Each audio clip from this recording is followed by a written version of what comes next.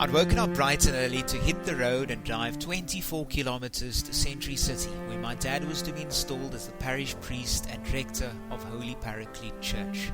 Upon arriving at the church, I was warmly greeted by the congregants, the presiding bishop, and various clergy, their families, and some of my dad's friends. The service began with an induction, a procession to several points in the church, and the handing over of the church keys, the service registry, church constitution, and books to be used for liturgical worship. After this, my dad proceeded to celebrate the Mass as per the norm on this particular Sunday, and as I sat there listening to the words of worship, all I could think was that my dad is really a saintly man. Let me explain. Growing up in a house where my father is a pastor isn't easy. With it comes lots of responsibility on his part as well as a lot of sacrifice. As a teen growing up, I was blessed to be able to go to him and ask him faith-based questions, and if he didn't know the answers, he'd research it and come back to me with the answers. A man who had given much of himself to the community he had been entrusted to minister to, had at times seen my family not see much of my father. He would be out very late at night, feeding the poor or helping the impoverished fix their homes after a storm, and visit the sick and keep the lonely company.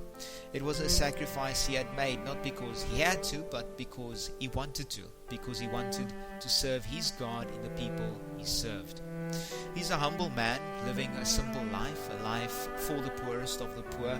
And as I record this podcast, I think back to cold winter's nights when my dad would sit and shiver as he sat in a thin, worn-out woolen jersey.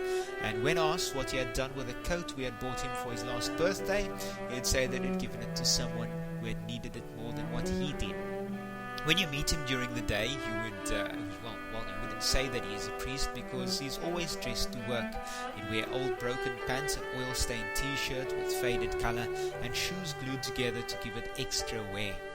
He isn't afraid to get his hands dirty and work hard with the community.